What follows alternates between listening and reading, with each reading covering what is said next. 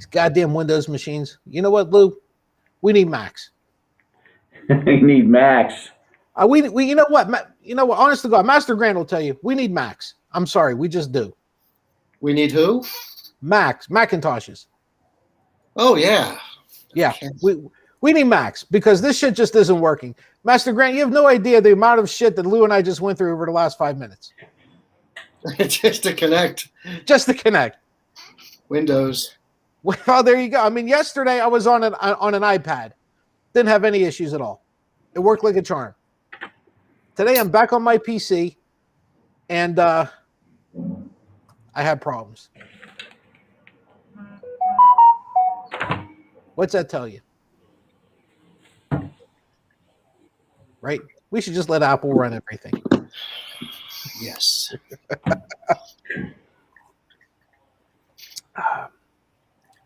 However, I will say the one problem I have with my iPad and Master Grant, honest to God, this machine's phenomenal. Well, I take that back. I got 2 issues with it. Number one, iOS 14 severely hampers this M1 chip. I mean, it hampers it horribly.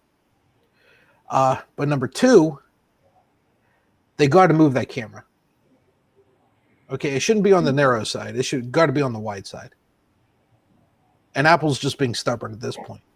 They really are. Okay, things work in landscape mode, not portrait mode. You want to keep portrait mode on your iPhone, go right ahead. Because it works, you can just hold it. But whenever you got something that's 11 inches or 12 and a half, or 12.9, I should say, it's people use it in landscape mode. Or I'm sorry, landscape mode. Where we are now, like how we are now. They don't use something that big in portrait mode. It just doesn't work. It's too clunky. Well, I can tell you why they're not going to change it. Why is that? Because you got some mechanical engineer who designed it this way, and he is not going to change it. He is not doing it. Not going to go over all his plans again. You break everything. Nothing will work. It's going to take days and weeks and years of planning and functional requirement documents and changing the algorithms. I mean, it is just too much. Well, you know what? You make a good point. You make a point I can't argue with, which is kind of disappointing.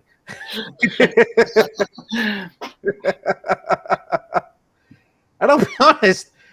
I really wish I could. Look what my Mac is doing with the light. See that? Look at that.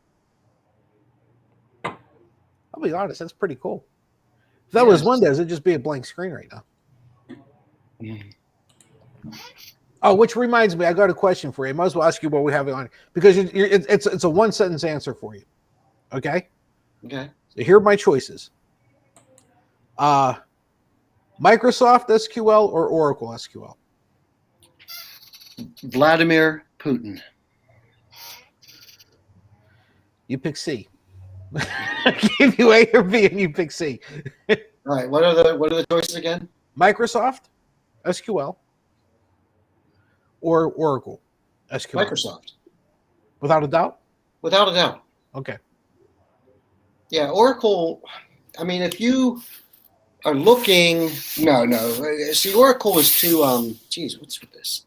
We got too much sundown here. Sorry, guys. That's okay. Yeah. You know what?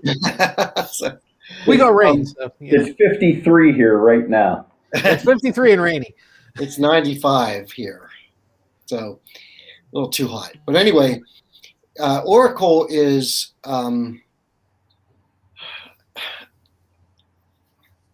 if you're working for a development company, a big development company that's going to do something, Oracle's a system to use. But the SQL Server is everybody.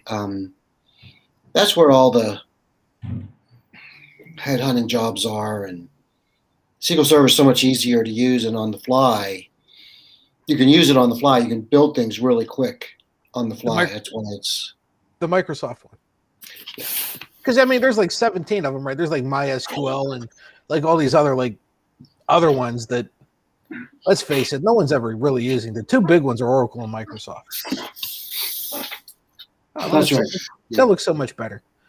And the problem is, whenever you're learning this shit, you really have to learn one of them, right? You don't have like a generic SQL code. No, unfortunately, they're different. They're too different. Yeah. And So- yeah, Oracle's SQL is just so much different that you you guys should just learn one. Yeah. Okay. Well, that makes it easy.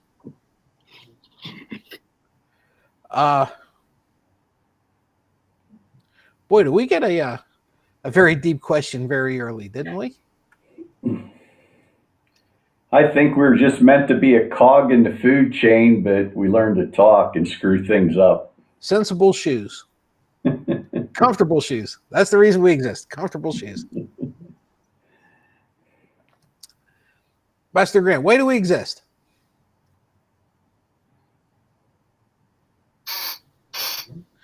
What is the reason for our existence? I'm gonna have to ask. I gotta defer. I don't know. It's either that or it's because the universe would be boring without us. Because we are, without a doubt, a train wreck. Mm-hmm.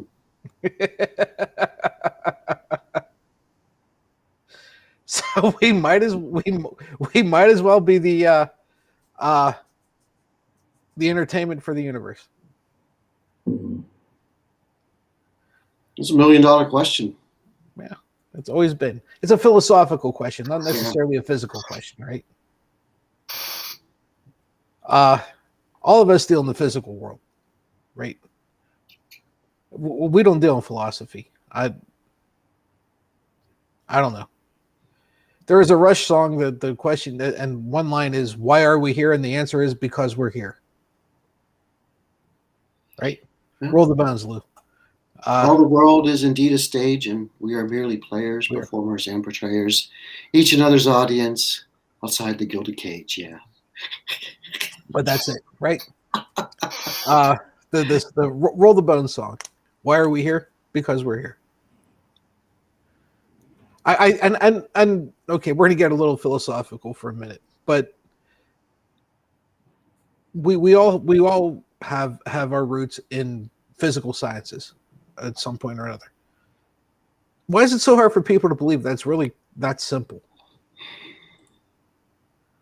or that basic? Why are we here? Because we are. Why are you looking for something else? We're here because we're here.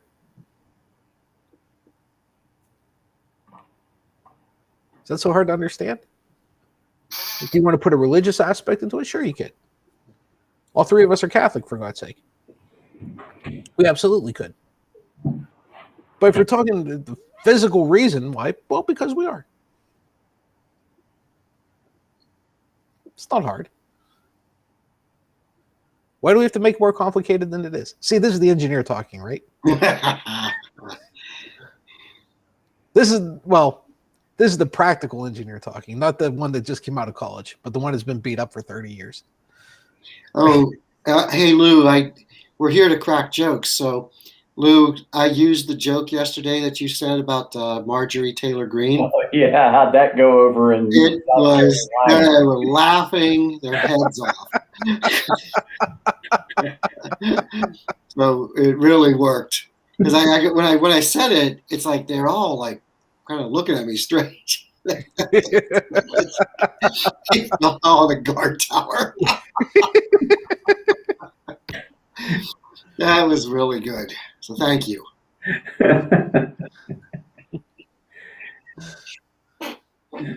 You were just waiting to do that, weren't you? Weren't you? Come on, be honest. You were waiting. You were hoping for that. What? To be able to drop that joke on somebody. Oh, well, actually, it just kind of came up.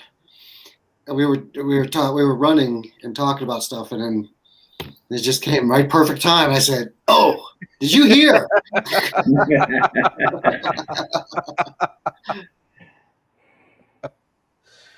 Well, let's get into it a little bit. And a surprise to nobody, Senate Republicans block efforts to open debate on bill to create an outside commission to probe the January 6th attack. This is coming from Manu Raju on his Twitter feed. The vote marks their first successful legislative filibuster this Congress. House Dems are now considering opening a Dem-led probe into the attack. In all honesty, this should come as a shock to nobody. If you're surprised, shame on you. You're not paying attention. However, Lou, I'm going to go back to what you and I have been screaming about for probably a month, which is Joe Manchin's absolute refusal to kill a filibuster. You know what? This may have made him bring it a little closer to doing so, but did you know Kristen Sinema wasn't even there for the vote today? I didn't know that. Yeah. So she wasn't even there for the vote? No, she wasn't there for the vote. There was a bunch of other Republicans missing also. I knew there was a bunch of Republicans missing. The final vote was actually 54-35. So you're looking at 50, 60, 70, 80, 90, 89. Yeah. How about that, Master Grant, huh? See, I'm an engineer. I can count. Well, 54-39, that's actually four or quorum then, 2/3 or whatever. It's 2/3. It's a quorum. Three-fifths, actually. 3/5. Right. Well, whatever it is, it's a quorum. Right. Not in U.S. math, though, I guess. Master Patsy, would you mind explaining what a filibuster is in case some people don't know what that means? Filibuster, whatever the filibuster basically means that you need 60 out of 100 senators. Okay, here's how it works, and it's kind of dramatic. In order to make something that is quote unquote filibuster proof, is you need 60 senators out of 100 or 60% to vote for something, regardless of what that something is. It really doesn't matter what that something is. But you need six, and there are rules and procedures that are in place that will determine when you need this. You need to achieve the 60% threshold, or when you just need a majority vote. It really, there's rules in there that it depends on what it is. And I'll be honest, I'm not very fluent in what those things are, but it is what it is. Okay. Whenever you don't get those 60%, or you have the minority in the Senate, which is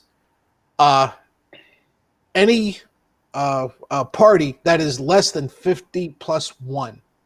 Okay, because don't forget, the vice president is the tie vote is the tiebreaker. Okay, you have 100 senators. So if you have 50 Republicans and 50 Democrats, which is what we have now, the deciding vote goes to the vice president, who technically is the president of the Senate. Okay. In order to do something that is filibuster proof, is you need 60%. You need 60 out of 100 senators to vote your way. If you do not achieve that 60%, or 60 out of 100, it's considered a filibuster. It's been filibustered. Okay. And the idea is it gives whichever party is the minority a little bit of say into what is happening in the Senate. Okay. The intentions were good, but it was way too open-ended, and it allowed too much shenanigans for this shit to happen. But at the end of the day, you need 60%. Now, whenever you are the majority party in the Senate, you could vote if you have your majority, which would be your 50+1, in which case, in this particular case, in 2021, it would be the vice president casting the deciding vote. You can vote to completely eliminate the filibuster. Okay, so you just need a simple majority vote in order to literally do away with a filibuster forever. Okay. One of the things our founding fathers did brilliantly is they always struck a balance between what can happen and what the recourse to that could happen is. They did a brilliant job of that.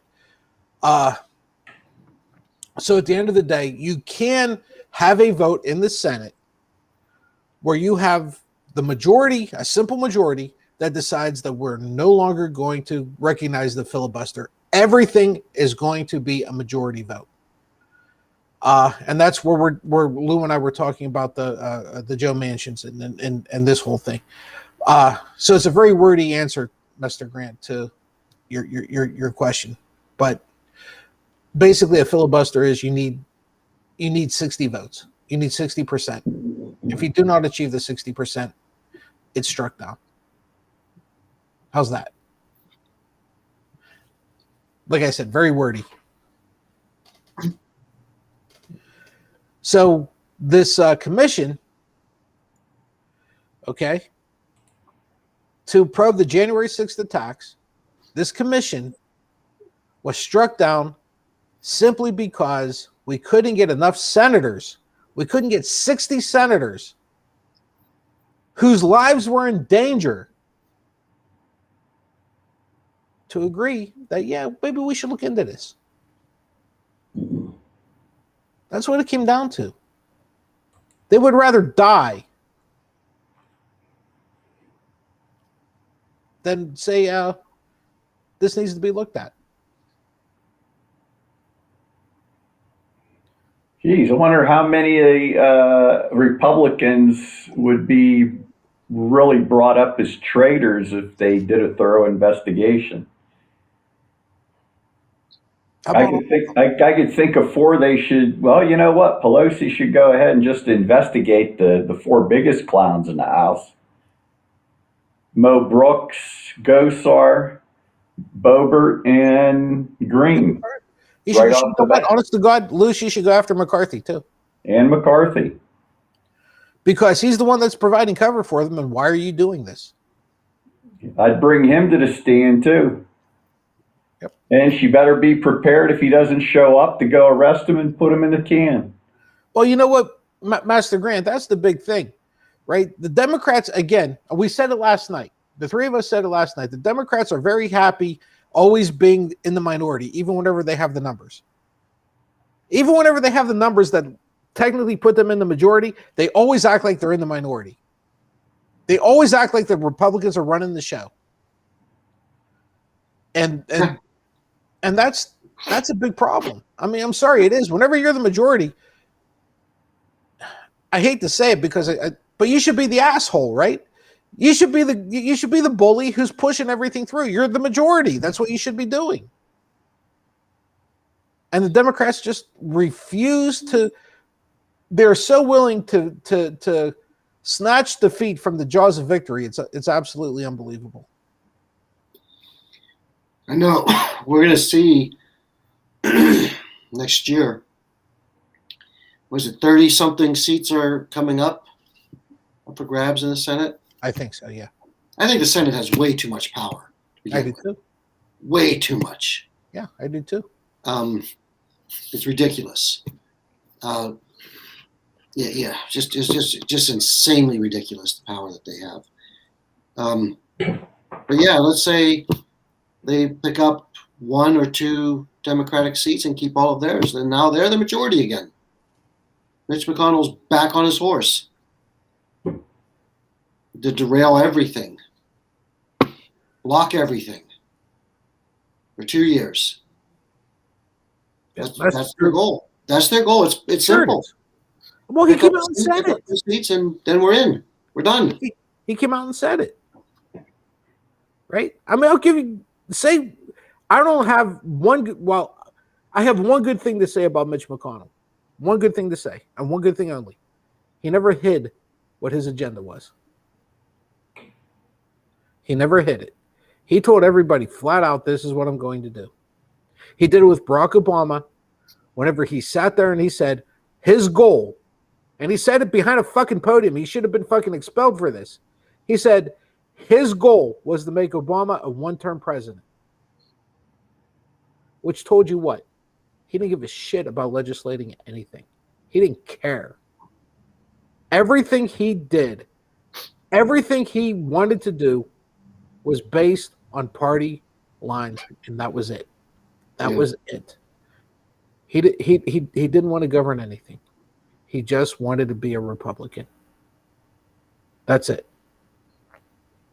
Problem is, Lou, he still wants to do that. Well, he said it a month ago. Again, about Biden. I mean, there you go. How long's he known Biden? 30 years. Yeah, I mean they were in the Senate together for how long? Forever. Right? Both of them are older than shit. That's what they wanted. That's what they wanted. And he, you know what? And part of his success is Fox News. Oh, sure. Sure. Because if you had anybody who was willing to call a spade, there would have been so much bullshit dumped on him that he never would have got reelected. But you're in a state who people in that state, we've said it how many times, pay $150 a month so they can have one channel. So they can have Fox News. That's it. That's all they care about. That's all they care about. It's all they need. It's all they want.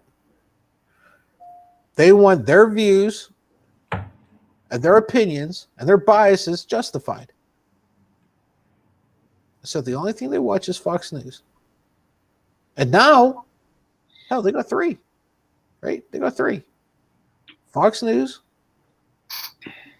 was it OAM, and Newsmax? Right? They got 3 now. 3. Holy shit. Look at this. Every bias I have, it can all be justified by watching one of these 3 channels. Ooh. Life is good. Life is good. Here's the problem. You're old. And believe it or not, population speaking, you're in the minority. So listen, yesterday, I was watching Land of the Giants on MeTV. Do you guys remember that? Master Patsy, you may be too young. Yes, I am too young. Yes, I am. Do you remember that show, Land of the Giants? Sounds familiar. It's where these spaceship crashes on an alternate world where they're like sick, they're like, this high, and everybody else is just like a, So it's like kind of like Gulliver's Travels type thing?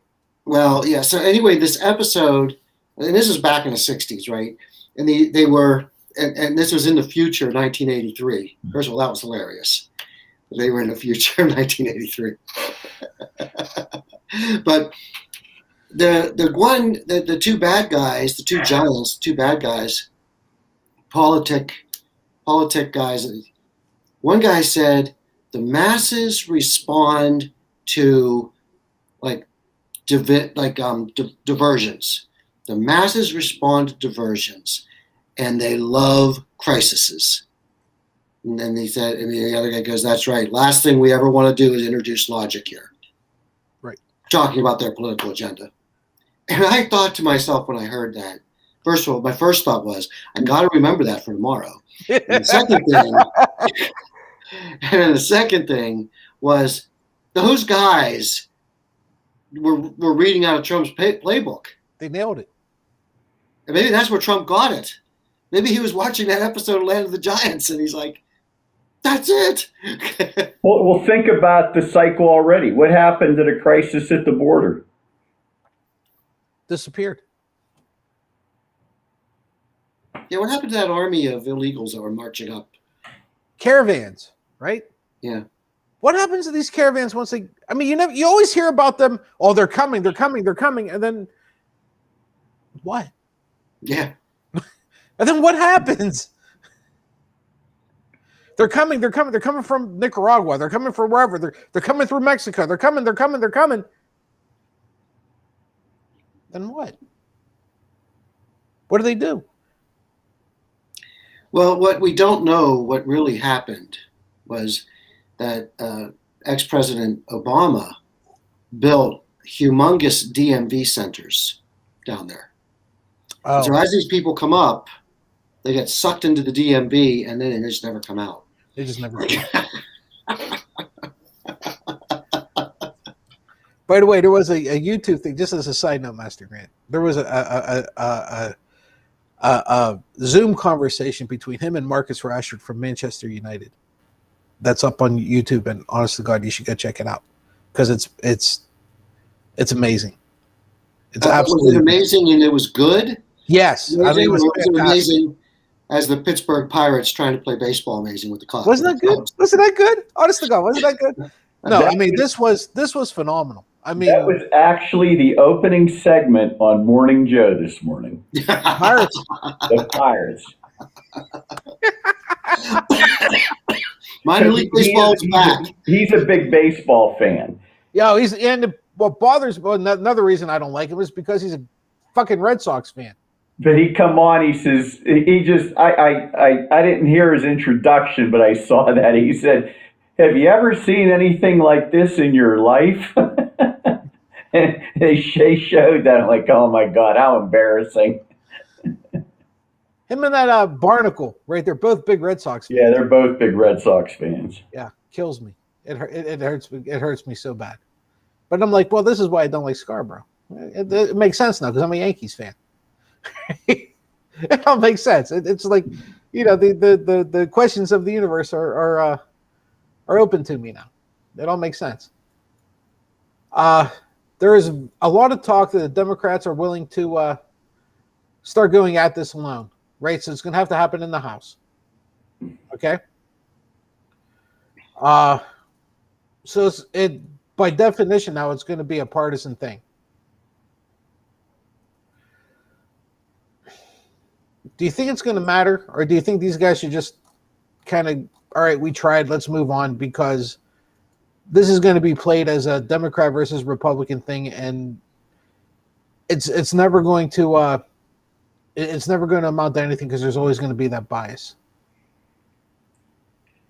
Well, because they're just going to keep pounding on Fox News and OAN. It's partisan. It's a witch hunt. Maybe Pelosi should go to Mueller and say, you know what? Here's an extra $50 million. Go after him and arrest him. Department of Justice, because it's black and white and they don't do anything unless it's up and up. Is that a better avenue? I always argued that procedure and this whole idea of we're both senators or we're both representatives or whatever it is got in the way of actual justice. Okay? And you had both sides, and Master Grant, I'll hit you with this because you and I both have been in this position where we look at somebody who we know we're doing things wrong. Okay, we know they're bad. And they're probably not doing I don't want to say industry because I'm making government be an industry, but whatever it is we believe in, whatever it is we practice and what we do, in a very negative light. And yet we consciously refuse to go after them. I refuse. And it's not because we look at the repercussions or because we know it's not going to go anywhere, but because we look at it like, I just can't do that to another master. I can't do that to another whatever. And I think sometimes that's probably not the best way to handle things. And you and I have both been there, and we've been on the same side of this a couple of times. Yeah. It's certainly not, it's easy to speak about. It's hard to put into. It's hard to do, right? It's hard to do. Yeah. You've got to have a core set of values, core set of morals. And then you got to stick to your guns with them. That's the hard part. Because there's so much gray area everywhere. And because of the gray area, it makes you not know. It hinders your ability to make firm decisions and correct decisions that correspond to your value set. And, the grayer the better. And so when you're looking at, like, let's just say like Trump, with this investigation, he goes, it's a witch hunt. Greatest witch hunt in history. Fake news. What's he doing? He's graying. He's graying it. He's keeping it from being black and white. And that's when, and now people can't make up their minds, right? Because they don't really know. Is he, And the thing is, you and I have both sat next to each other and said, you know what, I just can't do this. Even though we knew it was the right thing to do. Just can't do it. Right? So it's very difficult. It's very difficult for a senator or a representative to look at another senator or another representative and say, you know what, I'm going after you. I'm just going to fucking expel you. Because hell, even we couldn't do it. Well, I shouldn't say we couldn't. We weren't willing to. Yeah, but I think it's just if he was engaged in foul play. Well, at the end of the day, and here's the argument I'll make, and I'm not making excuses, and, I'm not, because I've been calling for Manchin's head for, 2 months now. But at the end of the day, we always look at that other person who we're motherfucking like crazy and who we want to get out, and we look at them and you say, you know what? They're just like me. It's almost like you see your own reflection. I mean, we're not as bad as they are. We haven't done the shit that they do. But at the end of the day, it's one of us. Yeah. It's very, very difficult to go after them. Luke, if I could ask a question, because you're in sales, and I know that, as a salesperson, there's, you're trying to make a sale, and yet I'm sure times come up where you question, like, do I really want to do this because there may be something was put on the table that might not be kosher. How do you have like, you're already set in what your values are and it's just like, no, sorry guys, that crosses the line, or how do you handle situations like that? You know what?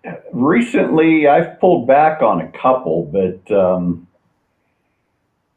you have your parameters, what the company can handle. You also know, you don't want to sell to somebody that can't pay. And just trying to think, and most of the things we do, most are on the up and up. And, I have the ability, we have different, well, like anything else, you have different levels of pricing. Because you have distributors and then you have end users, things like that. And you're not supposed to give an unfair advantage for one over the other, because I do see times when you see 2 different people, 3 different people looking at the same project. And when you see that happen, you have to give them all the same price, even though there's like, you might favor one over the other. Right. Just because they got a better handle on it, they're easier to deal with. And I'm thinking, if I gave these two different prices and I got caught on it, is that deemed price fixing? It very well could be. Oh yeah. Oh yeah. I mean, Lou, you and I have had guys who we knew could pay, and we've had guys who we knew couldn't pay. And what, there's people out there that, you look at some of the things they do and you wonder, geez, are they just laundering money or what? Because you wonder, all of a sudden they're running a small operation and all of a sudden they got boku bucks to take on something and they're cutting the margins razor thin. Yeah. Yeah. It makes you wonder, and how many of these guys are willing to get a loss, to take a loss now on this project in order to make money on the next one. And money laundering is another thing. That's another gray area because you may or may not know, and then you're suspicious, but you don't have any concrete proof. You know what? It was back in the fall. Um, I sold a set of hardware. There were 4 doors. Um, 4 sets of surface vertical rod pan express and 4 closers. My cost to the distributor was $6,500. Wow. So he marked it up and he probably sold it for 9. And I asked him about it because I was in the building, and he says, and you know what? He's a guy that's been in business in Cleveland a long time. He says, personally, I think they're laundering money. If you would see what they've bought and paid cash for, he says, hey, let's make the money while he got the cash. Right. He said, if something happens, we plead ignorance. Right. I mean, is that right? Well, that's the gray area, right? It's great because he says the guy pays all his bills and he's run other businesses, but you just have, you have that suspicion, especially if you've been around as long as, we've been in a business a long time. Things red flag you, but you can't pinpoint it. And you sit there and you say, you know what? You know this fucker's dirty, right? You know he is. But you know what? When we send him a bill, he pays it. So what do you do?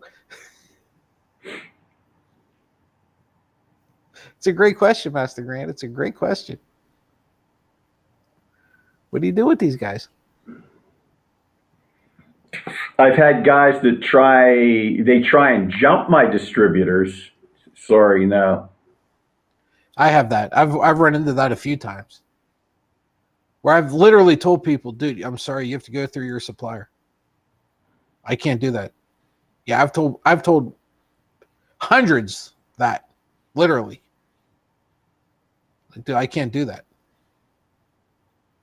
Well, they're going to charge me too much. Well, that's between you and them. I know what what my company's relationship is with them, and it's good. And if yours isn't good, fix it. Because I can't take you on. I can't do it. And basically, we're kind of describing how the Trump organization operated when you think about it, the way things are coming out. You listen to Michael Cohen, some of the others. He never gave you a direct command. You just assumed what he wanted done. Yep. And if you're in these situations, you can relate to that, right? You know it. And when he was on the other night with somebody, I'm thinking, you know what? I know people like that. Oh, sure. Absolutely. You know it has to be done. Right. And you're expected to do it. It's tough. It is. It's tough. It's a tough position to be in. Yeah, Manchin, he knows what you're right. He knows what has to be done. Now, well, in that, I'm going to call him out on this one because the difference is Manchin's just looking to get reelected. He knows what's the right thing to do. He's just refusing to do it. He knows the right thing. He's just not doing it. Cinema's the same way. How do you have something this important, this big, and not even bother to show up? Okay? Look at how many people, look at the people that died protecting your ass, and you can't even show up. I can't imagine having anything in my family so important that I have to miss this to represent these people or to acknowledge these people who kept me safe. I'm sorry, no.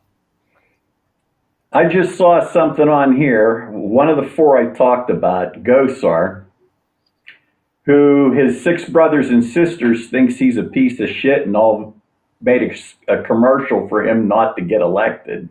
You can imagine that. Mm-hmm.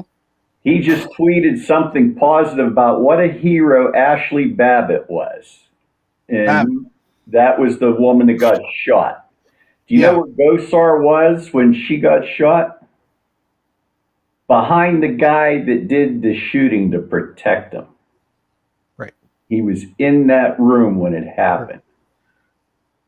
Right. So, Master Grant, it tells you one of two things. Either they just don't give a shit, or they're just so totally out of touch. I just don't get, you know,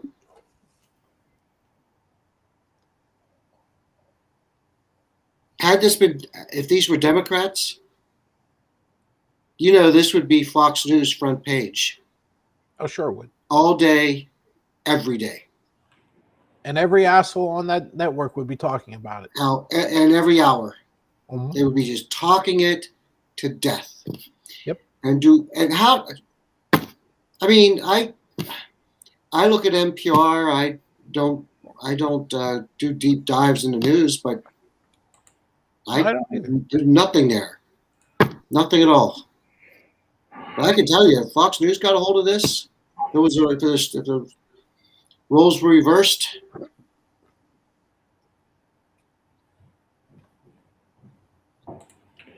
Well, it's about time for me to bail, so I'm going to leave Master Grant with a parting joke meme on Discord.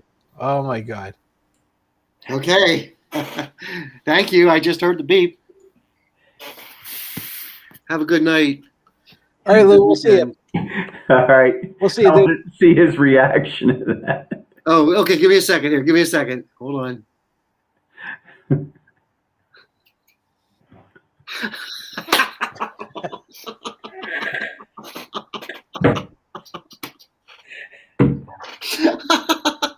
And with that, have a great Memorial Day weekend. We'll see you. I'll talk to you. We'll talk to you soon. Bye-bye. No, I'm sorry. Bye.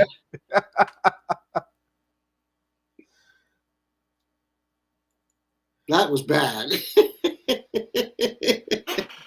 That was so good, though. Oh my gosh. Unbelievable. I don't even know what he sent you, but I know. Oh, you didn't see it yet? Well, you'll No, I understand haven't seen it. when you do. Well, if he sent it to you, I'm never going to see it. Wait, it's on the Discard channel. I think he just. Well, oh, that's right. He did. Okay. Yeah, it's right underneath your stream stuff. Oh my God. Oh my God.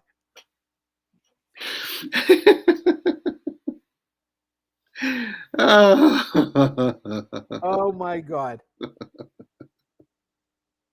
Wow. Unfortunately, people are not going to we cannot, we'll get banned if we showed this. So yeah, we're not going to show that. No, we're going to keep that on our Discord. Folks, if you want to see it, ask us for the invite to the Discord channel. That's the only way you're going to see this shit. Oh my, I don't even know where the hell would even get that? I have no idea, but who would have? Oh my gosh. Oh my God. Well, it's there you go. You know, Lou, there it is. Oh my God. More of a question for you, Master Grant. And I thought about this for a little bit, and I'm not going to read like news headline. Where'd you go? Really? He left? He couldn't have left. Okay, there he is. That's better. I just couldn't hear that. I didn't want to hear the question. Okay. Well, dude, I flipped screens and I said, "Holy shit, where'd he go?" Yeah. Here's my question for you. Well, it's a two-part question. Number one, do you think? And let me ask you both questions first, okay? And then number one, do do you think Biden's doing a good job? And number two, do you think Biden's doing a good job because the bar was set so low by his predecessor? Okay, that's good questions. Question one, yes, I do. I think he's doing a very good job. And yeah. The second part, is he doing a good job because the bar was set so low? Well, to be honest, anybody could be doing a good job. Because I mean, I could have too, right? Yeah, and Biden is not a rookie. Nope. He's vice president for 8 years, in the Senate for forever, 75 years. Yeah. He knows the game and he knows what to do, and he came prepared. He had a plan. He had people in mind. But when Trump got elected, well, first of all, let's okay, not an apologist for Trump, but let's be fair. Okay, not a politician. Number one. Nope. I don't even think he really wanted to be elected. Number two. I think he was running, and he just like, what? Okay, so I don't think he really thought he was ever going to get elected. Think it was a grift? A what? You think it was a grift? I'm not sure what that means. Or do you think he played it in order to make a buck and didn't have really any intention of being elected? He was just looking to. No. I don't think he played it for a bit. I thought he played it to satisfy his egomania and megalomania. Okay. Right. Yeah, that makes more sense to me too. That's why he was doing it. He just loved it. Yeah. He just loved it. He loved those going out and going to those, town hall meetings. He just like, this is me. Okay. So when he got in, he was woefully unprepared. No plan. Nope. Nobody. He didn't even know, who do I pick to fill these spots, right? Just had no inside nothing. And so he got tripped up right from the get-go. Now, due to his bombastic nature and his narcissistic tendencies, he never did really help himself in those, and he just kind of got himself more and more mean and just hard to deal with. I think when you see him put his foot down on something, he did make things happen. I mean, I was not for the wall, but I can tell you, he really that was quite an effort on his part to get it doing what it did. I mean, that shows that he is one who, when he puts his mind to it, he's going to push it through, not going to give up on it, make it happen. So, but on the negative side, he was in the race because he hated Obama because Obama was black, hated everything there was, and he just wanted to reverse all of Obama's things, and so he went in with the poisoned mind, and so instead of going in with how can I help my country, he went in with poison, and unfortunately, poison begets poison, and that's why the bar was just so dramatically and drastically low. It's a shame because, in all honesty, a man like him, if he was going in for the right reasons, I think he would have been very, very capable. I think he had a couple of things working against him. Number one, he never reacted positively to resistance. Okay, that's the first one. And I think that ended up being a problem. A lot of that was his narcissism, because I think he's narcissistic as fuck. But I also thought he was very lazy. Okay? Lazy in his policies, because it is far easier to play to somebody's fears and somebody's biases than to play to the truth.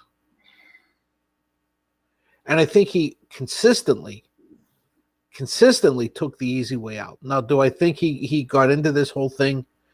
I don't think he got into this whole thing in order to reverse Obama's policies. I think he got into this whole thing because he was looking to sell his brand.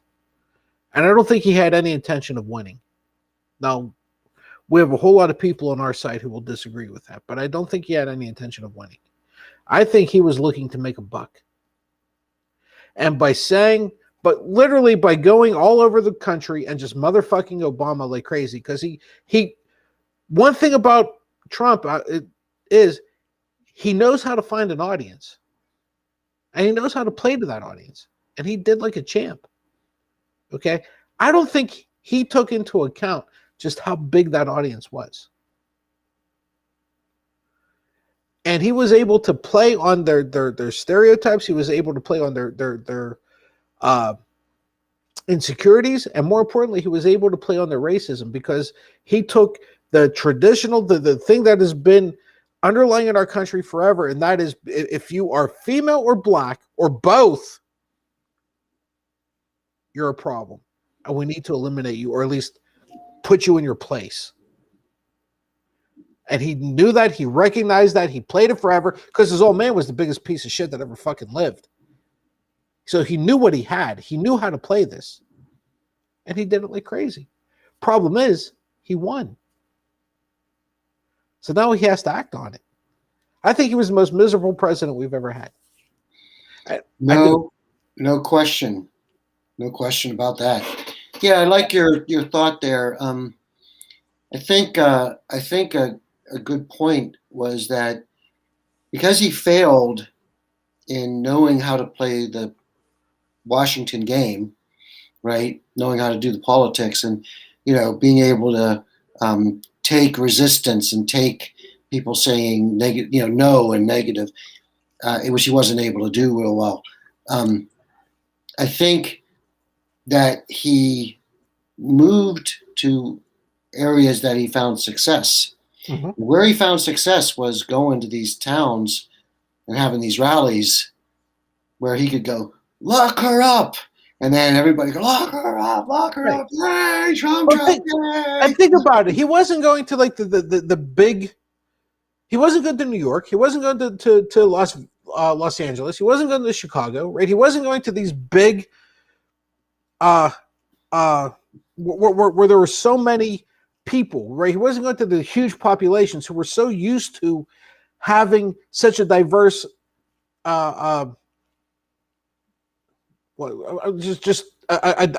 diverse.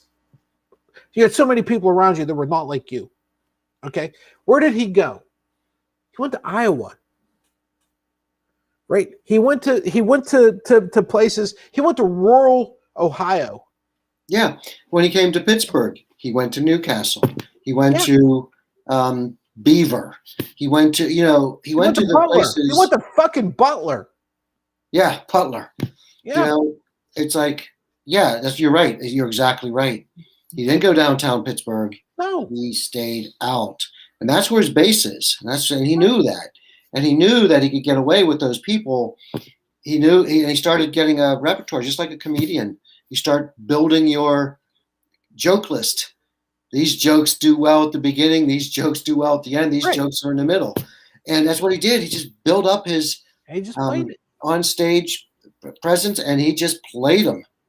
Narcissistic as fuck. So as soon as people started applauding, he knew which way to go. Yep. Yeah, it was brilliant. And the part that kills me is all these assholes that support it, he's still playing them. Oh, I know. A guy out here, Trump Train 2024. Yeah. Well, whenever you were here, we went past. I showed you the flags, right? Now I live out in Mayberry, right? Where I've been out here for 20 some odd years. My last name isn't a vowel, so I'm still the outcast, right? I always will be, and I'm good with that. I don't give a fuck. But the point is, he's the entertainer, right? He's the BT Barnum. He knows how to play to an audience. He finds your weaknesses. He finds the things that are going to trigger you, and he's got you. Yeah, he's got you. Yeah. And that's what the Democrats don't do. No. Well, they don't know how. do that at all. They don't know how. You know, that being said, it's much harder for them because they're so diverse. Yeah. You ask 3 Democrats for an opinion, you'll get 4 answers. Yeah, we get 4 different answers. So, yep. Yeah, you know, like we have down here this guy, Joe Cunningham, ran for Congress in like 2018, and he won. It was like, that was the day I went out. I was out in line for like 2 hours. Mm-hmm. I was going to vote and voted for him. And everybody was so happy that he won. Well, 2 years later, white woman, Karen, that wasn't her name, but you know, that's the new moniker. Karen. She was the white, Karen. Plain old white women, Karens. So Karen ran and she beat him. Mm-hmm. And she was as Karen as you can get. Now this guy was young, attractive. I mean, I had a crush on him. Smart, bipartisan. You know, he always said, you know, low country first. Right. Politics second, or party second. And it was good, but he lost to her. I'm like, how do you lose? How could you lose? Well, it's because their base was re-energized. And he just kind of thought, oh, I'm just going to win again. And then he got beat. The Democrats just don't know how to play the game. And when Republicans lose, they come back stronger. You know, my wife has worked in a prison for 27 years. And you know what she's told every inmate who's been across the desk from her? And she's had them all. Trust me when I tell you, she's had them all. 27 years, you get them all. You know what she's told every one of them? Emotion always trumps logic. Hey, that's the land of giants. She's told them all that. Your emotions will always trump your logic. You have to keep those in check. And there's so many of us that either can't or are just unwilling to. Yeah, and you know, that's like part of the show is that we actually do look at things in a logical way. Yeah, we do. And you know, Spock would be very proud. But yeah, when you get emotions involved, because the people who support Trump are typically religious, are typically very passionate, and he strikes a chord with them for whatever reason. And it's not logical. I can tell you that. Nothing to do with logic. No. You logically looked at this guy, it's like, holy cow, this guy's nothing that he says he is. No. Nor does he want to be. He just wants to sell you on it. Yeah. That's just drink the Kool-Aid, smile and drink the Kool-Aid. Everything will be good. Yep. And in essence, he's telling you, know your place. Yeah. Right? Which is what you think he's telling everybody else to do. Yeah. It's amazing. This guy, I've never said he was stupid. I've said he was ignorant. I've said he was very short-sighted about a lot of things. I never said he was stupid. He's stupid like a fox. He knows his audience, and he knows what he's playing to. January 6th tells you all you need to know about how stupid this guy is. Yeah. Yeah. It will. It will tell you how stupid the people are who follow him, which is, another discussion for another time. But it'll tell you just how the guy, he's an entertainer. He's B.T. Barnum, right? He's the guy who runs the circus. Another entertainer who was wildly popular was Ronald Reagan. Yeah. I wonder if there's a connection there. Well, they do sort of touch on the same subjects and the same view of those subjects, don't they? Don't forget, he was the guy that came up with the welfare queen. And as soon as you hear the words welfare queen, what's the first image that pops into your mind? I don't know. Black woman, right? When was this popular? This term? 84, 82. Yeah, I was not. I wasn't in the country then. That's why I don't know it. Okay. Right? That's the first thing you say because that's what they defined. That was defined for you. You didn't even get the chance to do it yourself.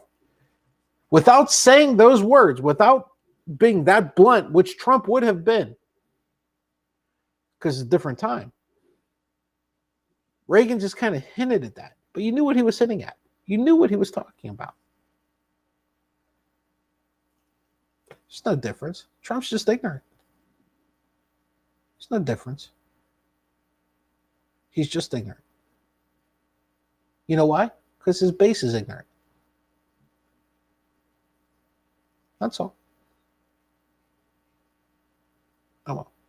What do you say we end it there? Sounds good. Sounds good. I hate to get the last word in, but you know what? Today I'm going to. Folks, we will be back next Thursday and Friday. That's it. We're on a 2-day schedule. You and I should talk about doing something else, but whatever. We'll get to it eventually. We will be back next Thursday.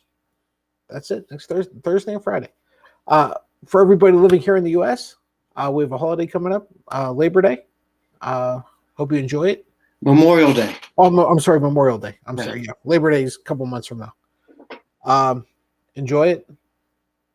Remember why you're enjoying it. Very, very, very important. We will be back Thursday. Don't look at the holiday as just having a day off. It's far more important than that, or at least it should be. But for Master Grant, for Lou, thank you, everybody, and goodbye, good luck, and God bless. We'll see everybody next Thursday.